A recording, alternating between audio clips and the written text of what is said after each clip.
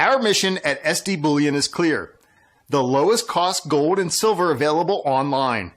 While we do not have pretty blue boxes, free shipping, 4% credit card fees, or glamorous gold and silver infomercials, SD Bullion has the lowest prices that may save you hundreds on your next order.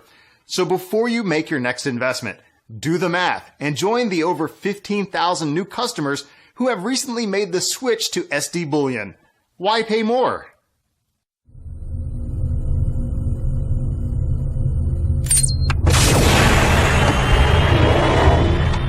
This is the Doc with SilverDoctors.com for a special interview today. Joining us again is our good friend. He's the editor of the Hat Trick Letter found on GoldenJackass.com, Jim Willie. Jim, it's great to have you back on the show. Oh, good to hear from you there, John. So much is happening, and it's getting exciting. We're near some climax events, and good to be back. Well, why don't we open the mic up to you here, Jim? What's the latest? What are you hearing? And what's going on with the financial system and the financial collapse? I'm hearing some very strong indications, and this is extremely difficult to confirm and verify and say, well, it is dead certain now.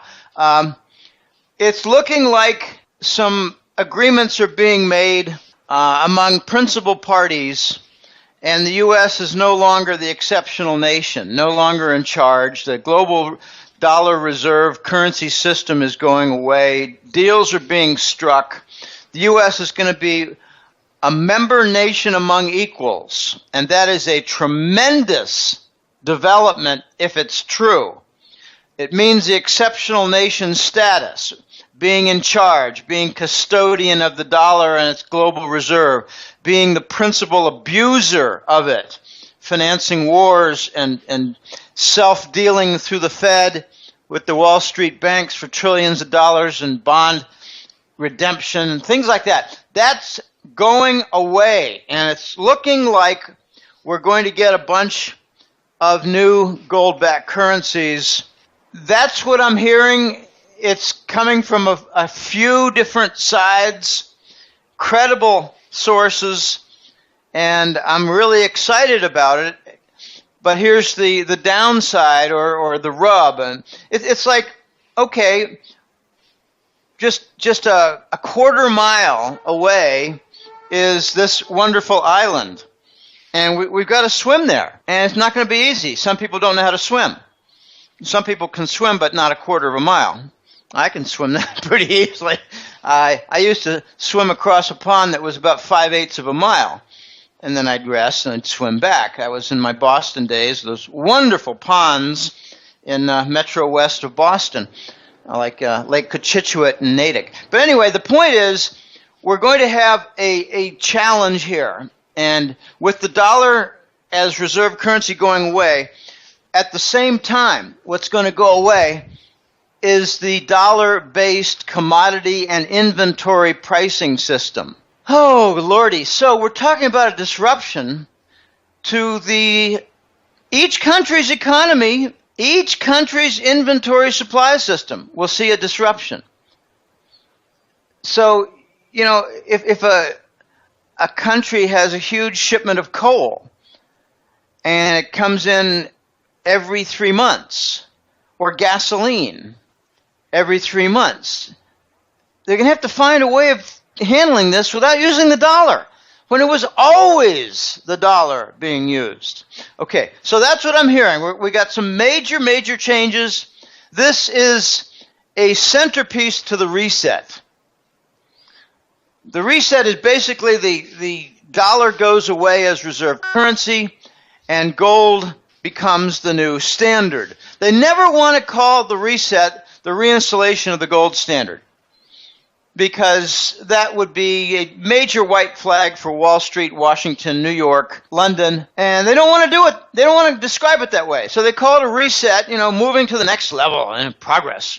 Now, it's going to be removal of the corrupt, toxic dollar, the end of the king dollar reign of terror. The U.S. will no longer be able to finance wars on their dollar-based credit cards with gun turrets pointed at allies coercing them, compelling them to buy Treasury bonds. Now, Jim, the U.S. has been fighting this for, seems like, the last 15 or 20 years.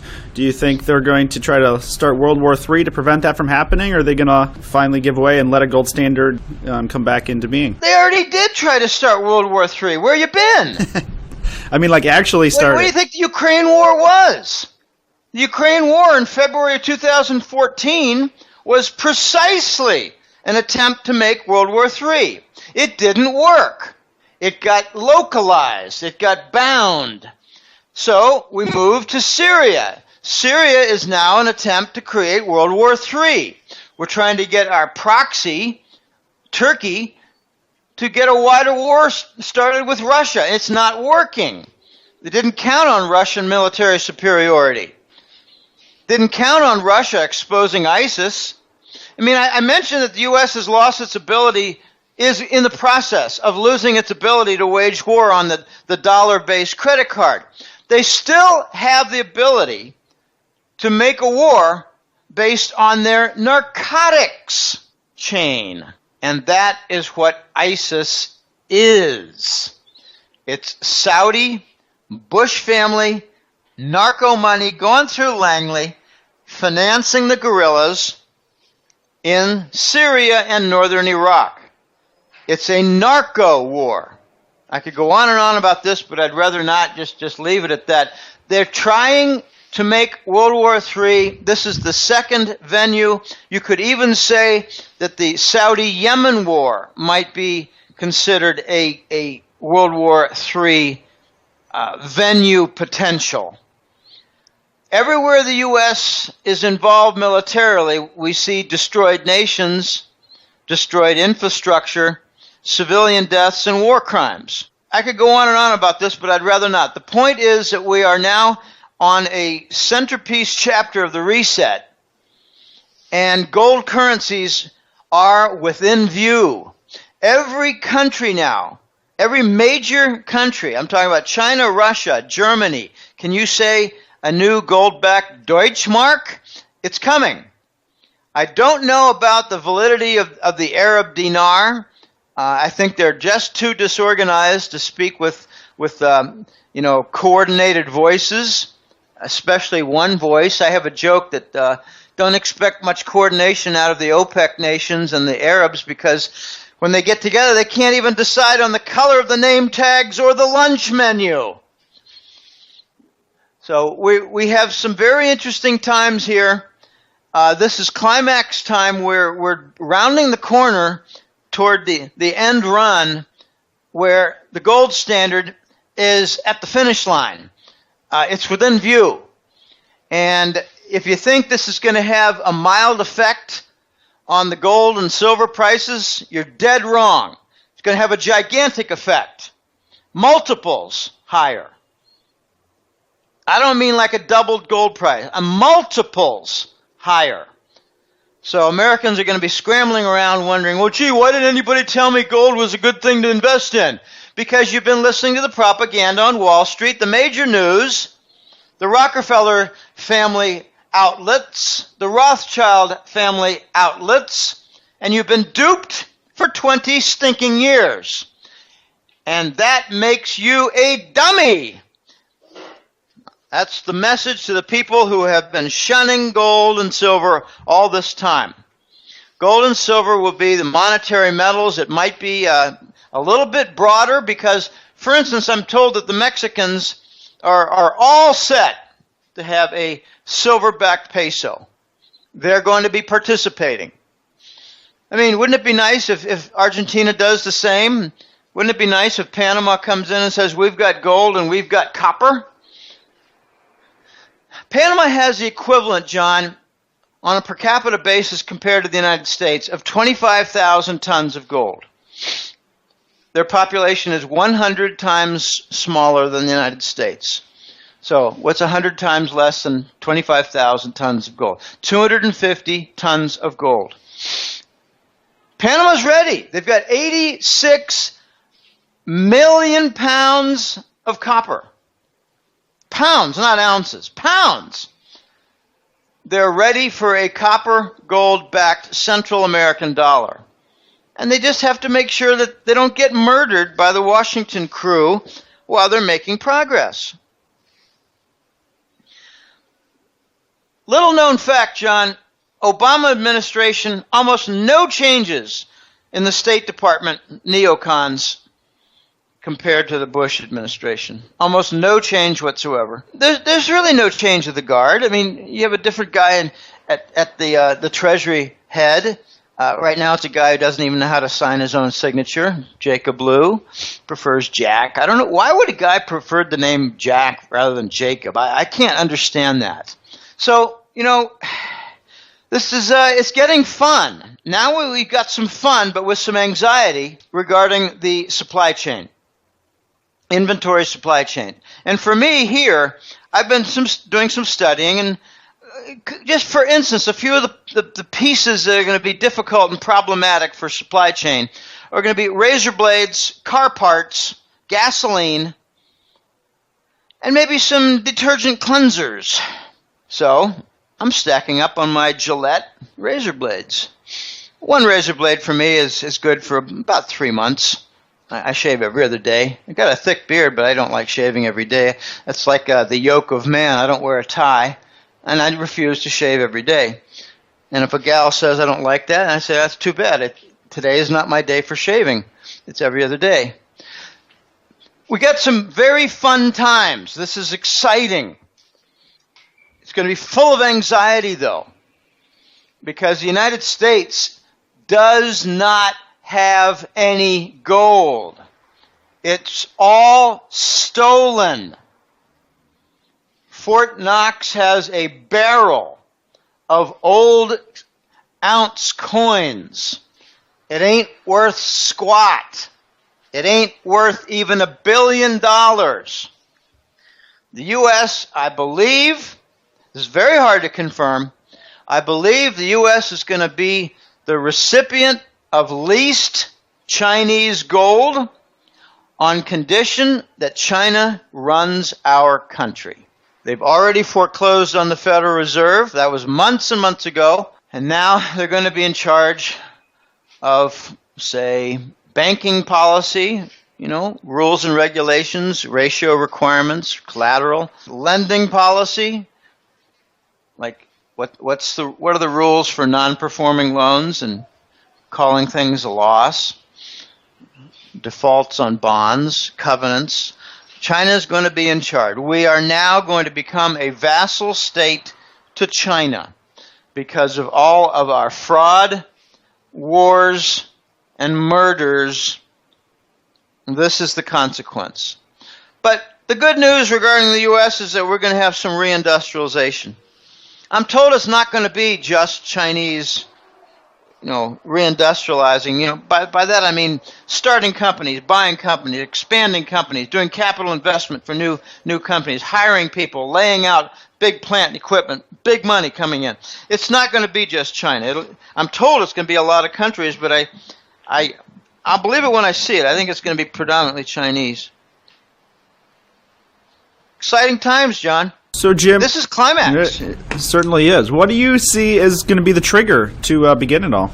Is it going to be Deutsche Bank? Well, to begin it all, it's already happening. So it's not like you need to wait for it to begin. It's been happening now for months.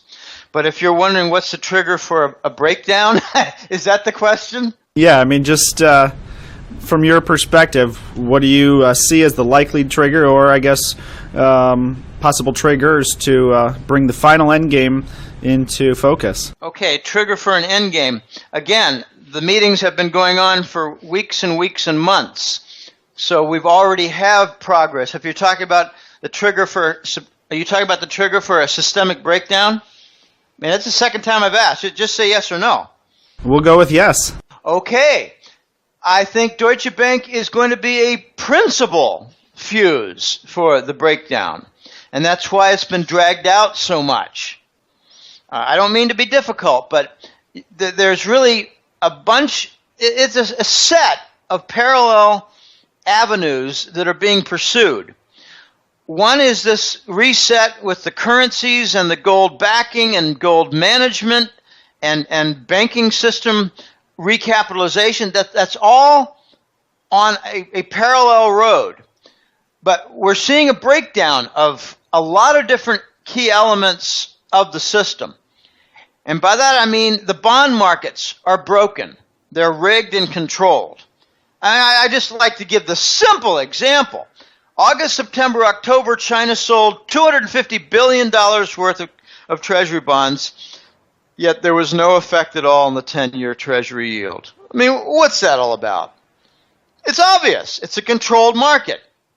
They were all lapped up. They were all redeemed.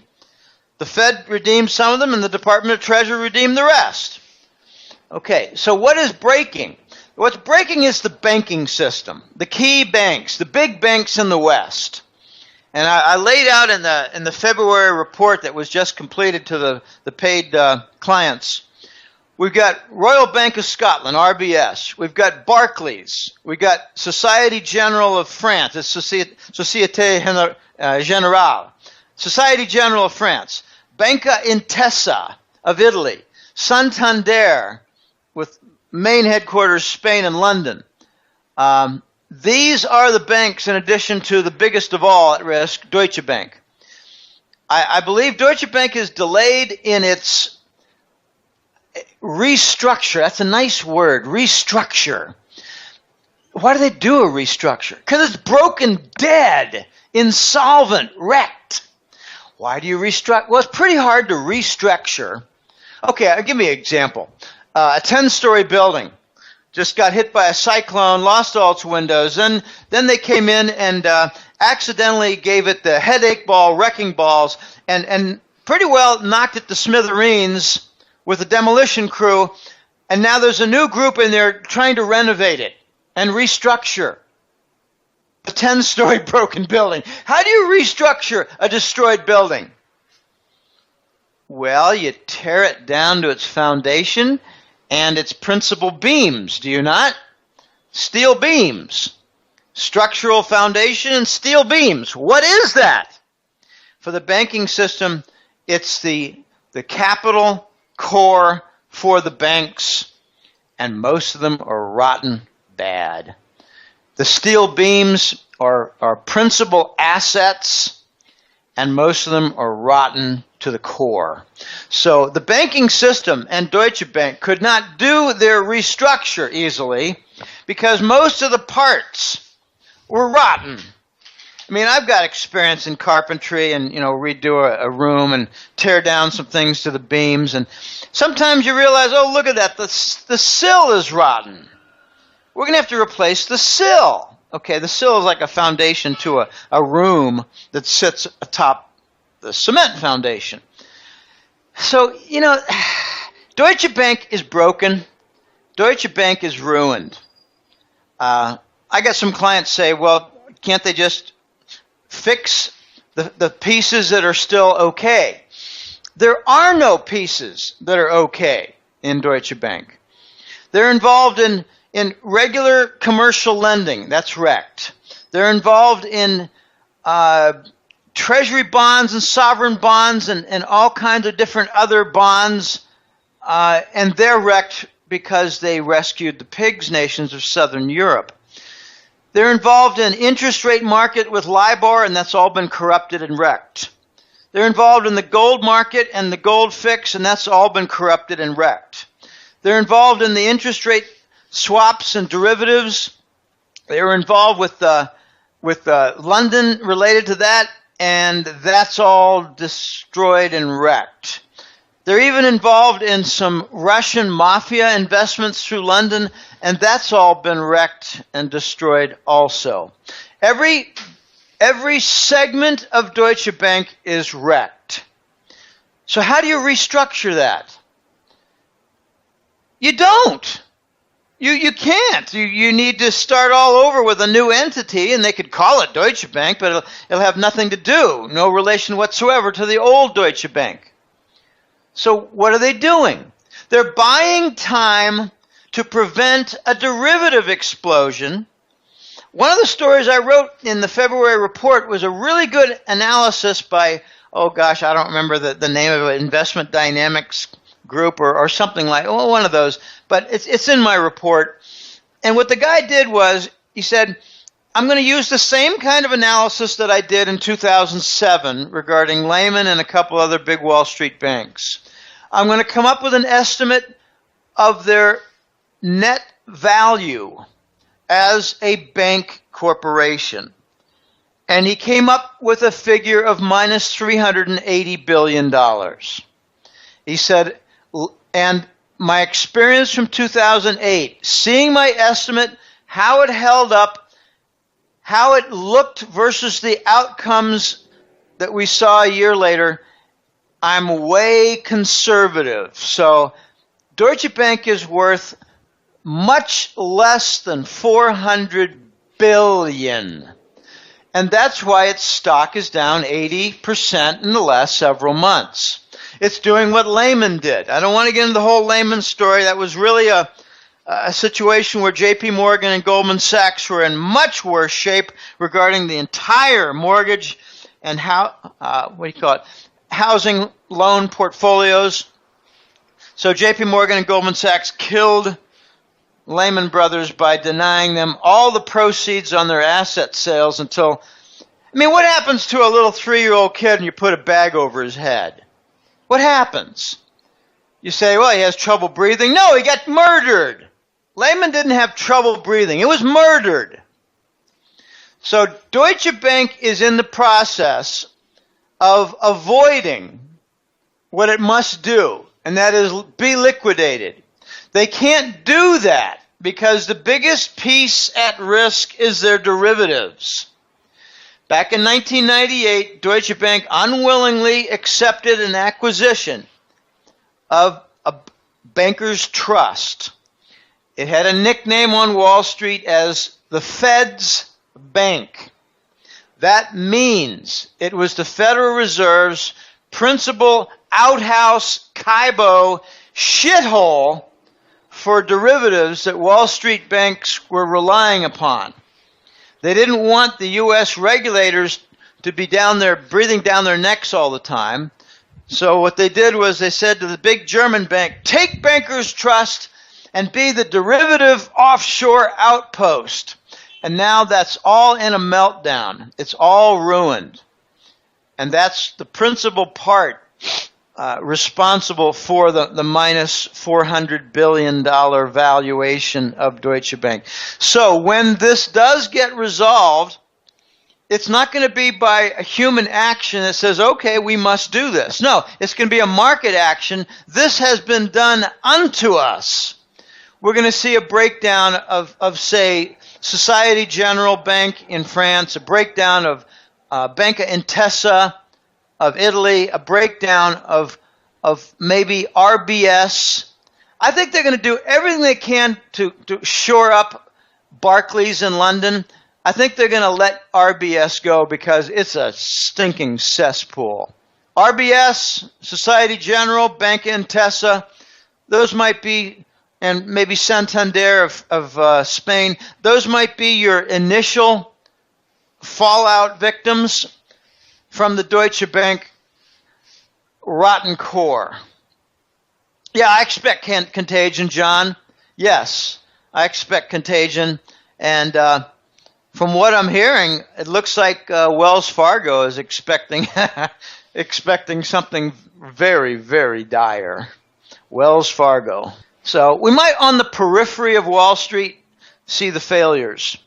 I'd like to see Citigroup, Citibank. I'd love to see them go into failure. I'd love to see Bank of America go into failure. These are rotten banks that are reliant on narco money. They're insolvent and kept going by narco money. But I don't want to talk about narco money today. Let's talk about all the other things that are very interesting and maybe a little less risky to discuss. All right. Well, why don't we talk a little bit about gold and silver again? It sounds like you really see that gold and silver are going to roar back to life here. What do you think is going to cause that besides all of financial collapse? I mean, is it going to be NERP and the reignition of QE, at least the publicly admitted QE? By NERP, you mean negative interest rate policy. Isn't it funny that we had ZIRP, the 0% interest policy, and it didn't accomplish anything, so we're going to go in the wrong direction a little deeper. This is the problem with the Western and the U.S. and Anglo-American banking system policymakers. If they make an error, they double down the error in the wrong direction. Why don't they try the correct direction? I've got some clients say to me, Jim, gosh, they've tried everything. No, they haven't. They haven't tried liquidating the big banks and going to the gold standard for trade, banking reserves, and currencies. Oh, that. Yeah, oh, that. Yeah, the solution. Yeah, that. The capitalist solution of liquidating a dead entity and carve up the best pieces. Get rid of the worst pieces. Toss them away. Salvage them. Sell them for 20 cents on the dollar. That's capitalism. Ron Paul had a quote recently. Well, we can't really blame capitalism for the failure because we haven't had any. We haven't had any capitalism. Too big to fail is not capitalism. So, what will give the big lift to gold and silver? I think it's going to be banking system recapitalization. Take a look at, I'm hearing that the Basel III rules are going to be part of the new reset. And Basel III, I'm quite sure, states that gold and silver, principally gold, are top-tier assets. I mean, can you imagine a banking system say gold cannot be your reserves? You can't count any gold in there. No, you need to count these giant debt securities as your asset foundation and your reserve. What a lunatic system! It's like building a new face on a basis of acne. I don't want a face with a basis of acne. So, the banks, I believe, have begun to purchase gold and probably silver. When I say gold, I'm meaning steadily gold and silver, precious metals. I believe that the big banks have already begun to purchase significant amounts of gold to recapitalize their banking system, to reset their core capital. It's like we've got a sneaky event in progress, much like what Franklin Roosevelt did. Except Franklin Roosevelt only lifted the gold price by about 35 or 40%. This time we're going to see it by 3 to 4-fold. And not real slowly either. So the big banks are going to load up on gold, and that could be one of the main reasons, one of the main factors behind the rise in the gold price. This is the first time, the last couple months have been the first time in 2 or 3 years that in the Hat Trick Letter I've had gold charts. A couple months ago in January I had the gold chart in Canadian dollar terms. It's a big rally. And in euro terms, it's a big rally. In yen terms, not a rally. British pound terms, a minor rally. Now I have it in the dollar, an unquestionable rally. We had a rally in the last month where the gold price in dollar terms has gone above the 200-day moving average and gone above the 50-week moving average by a considerable margin. We've broken the downtrend and done so emphatically with the beginning of the new year. So, it looks to me like the world is realizing these big debt foundations are breaking, both for the banks and for the sovereign bonds. And the only asset that's doing well is gold. Isn't it interesting that gold is doing a lot better than crude oil? Wow. I got a real simple interpretation, John. It's kind of funny. People say to me, but Jim, the dollar is doing very well. And I say, but wait a minute. Wasn't its de facto standard basis crude oil? That is what the petrodollar is, right? And crude oil is down 70%. So you're saying the dollar is doing well when its de facto standard asset class is down 80%? No, you're the dumb little shit who looks at the boomerang, because when the oil price drops, the dollar goes up. That's from all the broken petrodollar derivatives. So you're looking at the wrong clue. I like to think of it as a pack of balloons tied together, filled with helium, rising up. The helium is basically hot air arrogance of the Wall Street executives and U.S. government leaders. So the helium fills the balloons. You got a pack of 20 of them. They're tied together. They're rising. What happens when it gets to about, I don't know, let's say 5,000 to 8,000 feet? Pop. The external pressure is not sufficient to hold the balloon's outer structure together. And the same thing's going to happen to the dollar. It's happening right now. What is the pop? For me, the pop is a combination of things. Emerging market debt breaking down. It's between $5 and $9 trillion of debt. Gosh, wasn't that all the debt they took near 0%, being told it was an easy, no-risk bet? Well, yeah, on interest rate, but not for their currency.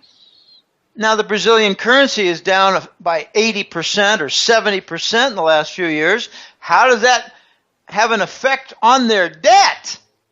Oh, but the interest rates is still very low. No. It just went up by a factor of 3 or 4 because their currency is being wrecked. This is the effect of the helium balloon pack heading upward until it pops. Okay, the other effect is the energy sector. The energy sector is just loaded with broken debts, broken bonds, defaults, rotten credit portfolios, and they can't really extend it much. You remember the story just a couple of weeks ago, John, that the Dallas Fed urged in a private secret meeting the banks in the Southwest to extend time and not call in the debts, not force the default on the energy sector debts, not mark. And then they unbelievably tried to refute that via Twitter. Yeah, they tried to refute it, but the people who were at the meeting spoke to the press anonymously, and a lot of the details got out. We cover that. Zero Hedge, got to give a lot of credit to Zero Hedge. They're a tremendous site for a lot of accurate stories that are on the fringe, covering the broken nature of the system. On any given report, if I have 50 cited links on a given report, I might have 8 or 10 from Zero Hedge alone. UK Telegraph is another very good one. That's where Ambrose Evans Pritchard does his work. Another new one that's coming out that's quite good is a New Eastern Outlook, and that's where a colleague of mine, not a close friend at all, but a colleague named William Engdahl writes. He writes about the German and Russian connections that are being reestablished. Engdahl does excellent work, but we got some things that are breaking in full view. I think what I called for back in November, December is now happening on several interviews in November, especially during the Christmas holidays. I think I had 4 different interviews there where I stressed how the oil hedges were in the process of expiring, and the event for expiration would take place in January, February, and March. And that's now. So with an oil hedge expiring, it means that they must sell oil not at the futures contract price, but at the market price. So reality is hitting companies all over the place. They're not going to be effectively selling at $80 to $90 or $100 for oil. They're going to be effectively selling at 25 or 30 or 35. Don't know what the exact price is right now. What is it? Low 30s? I don't know. I don't really care. It's way down from what it was. It's closer to 30 than it is to 50. And the companies that are selling oil no longer, or on a far smaller basis, they're selling at the hedged value. On a much greater basis, they're selling at the market price. So the big banks are getting ready. I heard, there was an interesting way it came about. It was an investor relations party in Canada for various banks.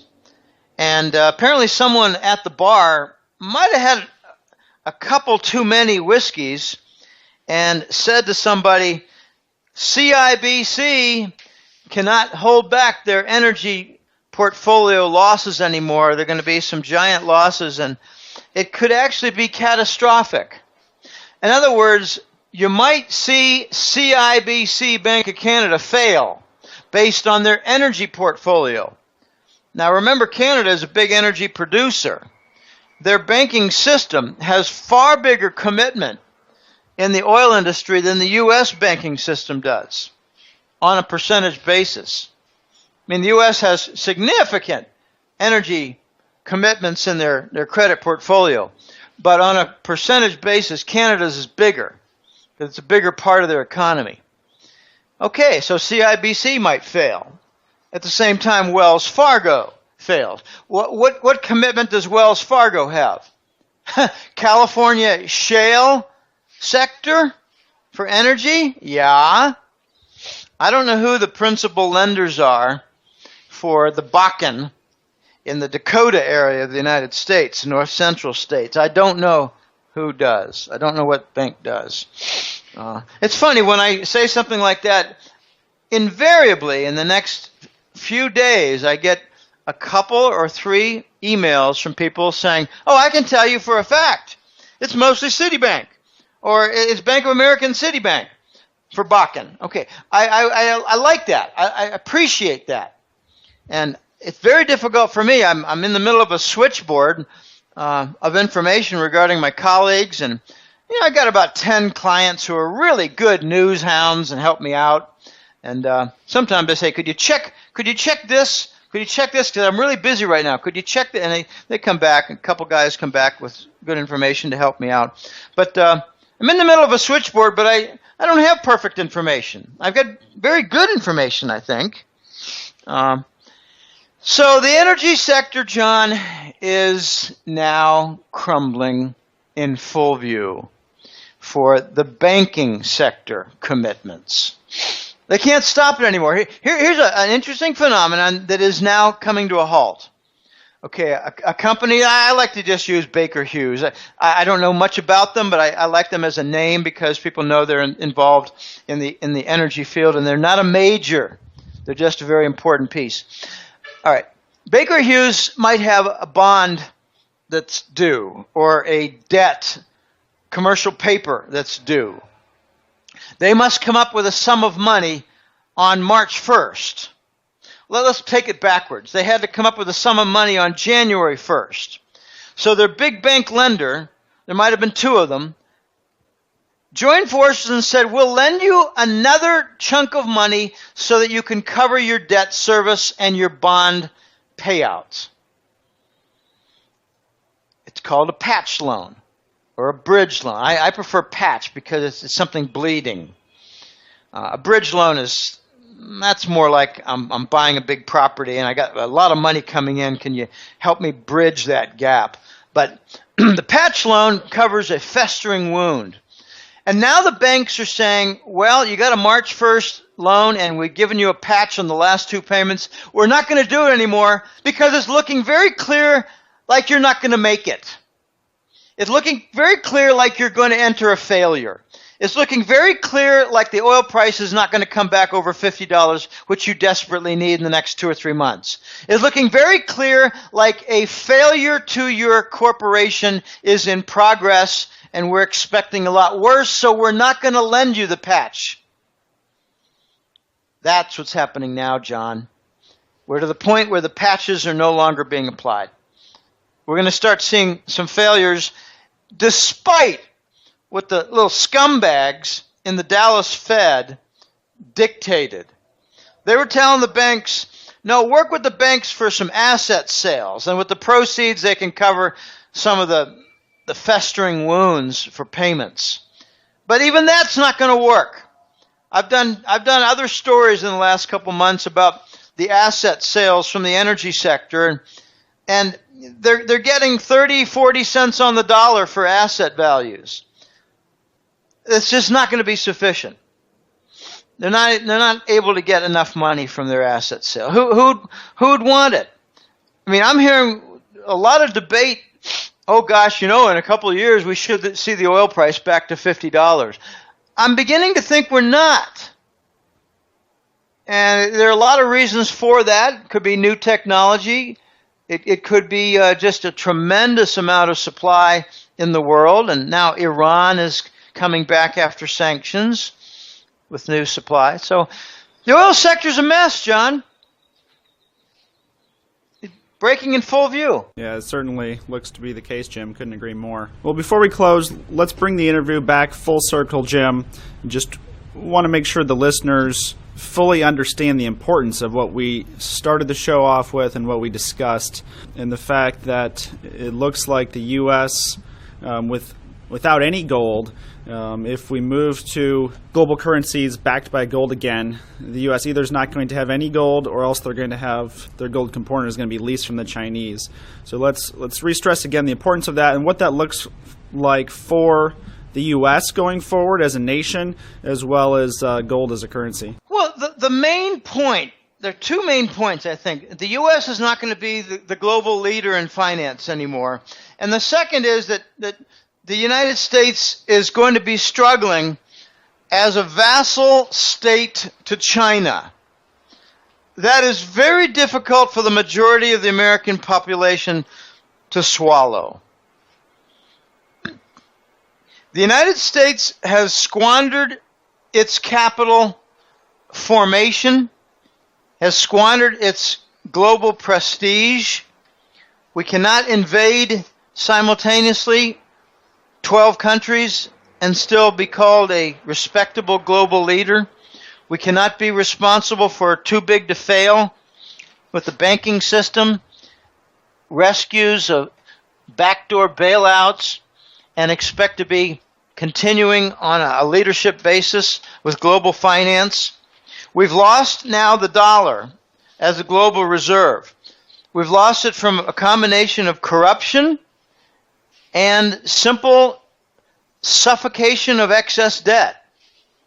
Saturation, debt saturation. It's part of a credit cycle, and it's a super cycle. It's like a 40 or 50 year cycle that's at work here. And the United States is not in a leadership position anymore. I've heard some nasty jokes. They started a couple of years ago, that when global corporate offices get a call from the United States, they don't return the call. They just don't care what they have to say anymore. U.S. corporate leaders are regarded as fraud kings, falsifying their accounting, using heavy-handed pressure.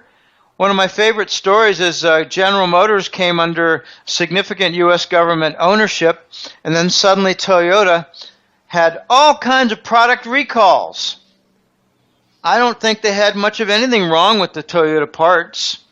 What they had was a need for the government to fortify its investment in General Motors by kicking in the nuts a big competitor called Toyota. So the U.S. is undergoing some changes here. Back in November or so, I had an interesting story in the Hat-Trick Letter about, it was touch on a state, like, okay, let's touch on Alabama. Well, what do you see there? Well, there are 15 or 20 companies in free trade zones within the state of Alabama. So I focused on one, and it was a young Chinese guy in his 30s who started a copper tubing plant, a foundry. And he got some lenient conditions from the state. He got a little bit of grant money. By that I mean he had some corporate taxes forgiven for like 2 years. He got some land that he was able to purchase at a discount with no property tax for a couple of years. In other words, a head start. And he had 200 employees for this little Chinese-owned copper tubing company. But here's the rub, the downside. Sure, they employed 200 people, and that's great. They're not really high paid and not with huge fringe benefits, because those are going to go away also for the United States. I mean, we went from beautiful health plans to HMOs where you had to pitch in a good deal of money, and then you still had to pay something, and maybe the service wasn't all that great. All right, but regarding this Chinese-owned copper tubing plant in Alabama, 1/3 of the output is pledged for export to China. And you touch on all the different states, and you get a list like in New York, there are far more free trade zone companies. And you just follow the story deeper and deeper, and most of them are Chinese. So the Chinese are investing in U.S. industry, whereas the U.S. banks are not, while General Motors and Ford are making enormous outlays in Mexico. They're also making some outlays for continued plant development in the United States and North America. I grant that. I was a little surprised to see that. But the Mexican peso has seen I don't know exactly, I think about a 40% drop in the last year or more. And now it's come time for the big automakers in the United States to capitalize on that. Because the labor costs for building a truck in Mexico or a sedan in Mexico are 20% of the labor costs for the U.S. worker. And I hear nothing bad about Mexican quality for their car and truck production. They use our standards, they enforce it, make sure it happens. So I think we're going to see, John, a lot of capital investment in the United States in the coming few years, and it's going to be foreign. It's going to be foreign. It's going to be European. It's going to be Asian. There might be some Arabs in there, but let me just make a point about Saudi Arabia before they get forgotten in this whole hour of an interview. I believe two countries are being led down the garden path by Washington. Those two countries are Turkey and Saudi Arabia. I think Russia is going to smack them down in Turkey real soon because they're threatening to shut down the Bosphorus Straits. But I'd like to focus more on Saudi Arabia just for one more minute here. When we had 45 years of the petrodollar standard, which is basically recycle of petro sales surplus. In other words, Saudi Arabia and the other Emirates sold a lot more oil than they needed to cover their own budget. So with the surplus, they bought treasury bonds. So the oil was bought in dollars, and it remained in dollars for surplus savings and investment. Saudis own between $3 and $5 trillion worth of treasury bonds. They're the only country that does not disclose their treasury bond holdings. They're being held in a secret core managed fund called the Exchange Stabilization Fund, run by the Department of Treasury. And I believe we now have motive to kill the Saudi regime. If we lead them into a war in Yemen where they buy military weaponry from the United States, if we lead them into a war with ISIS in Syria where they buy U.S. weaponry from the United States, we can both have a customer for our goods and a victim for our lead policy. And if the Saudi regime falls, which I think is a guarantee, I've been saying it for 2 years now, then we can expunge the $3 to $5 trillion in debt that the Saudi owns of the U.S. government. So why do you think the Saudis are embarking on a stupid war in Yemen and a stupid war in Syria? Maybe because Washington is suggesting it, where they buy U.S. military weapons, and when it's all done, the regime will fall, and we will kiss goodbye that secret $3 or $5 trillion debt that they own. This is Mafia 101, John. if Al Capone owed a lot of money to a guy, and he found out that the guy was not well protected, the guy would be dead in 24 hours and the debt would be gone. That's how Al Capone managed his debt. We're no different in Washington. It's ugly. Almost everything about U.S. finance and political policy is ugly. I just learned that Hillary's main campaign contributors are Republican. I've said for a long time, it's what do you want, the red-coated Nazi fascist or the blue-coated fascist as president? Doesn't matter to me. Oh, boy. I tell you, the choices for president are pathetic. But anyway, what's coming for the United States is a wake-up call. I think most Americans are going to finally wake up when they realize that when the dollar is gone and a new Treasury type of dollar, I don't know the official name, Treasury Reserve Note, that's one name I hear, TRN, not a Federal Reserve Note, a Treasury Reserve Note. In other words, a new dollar. When the new dollar comes in, there's going to be a period of time. It's not going to be 2 months or 3 months like the euro had. And if you had Italian lira, French francs, and Deutschmarks, you had 2 or 3 or 4 months to convert them to euros. We're not going to see that with the dollar. We're going to see a much longer period of time because it's going to be a long state of flux. But Americans are going to have the wake-up call when they realize, hey, wait a minute. I don't even know what my mutual fund is worth anymore. Hey, wait a minute. All right, so again, you can subscribe over at thegoldenjackass.com. So highly recommend that for all of our listeners. So we'll wrap this up there and go back and listen to this time or two to digest everything. Always appreciate your thoughts, Jim. It's great to have you back on the show. For the Doc and Jim Willie, thanks for tuning in to silverdoctors.com.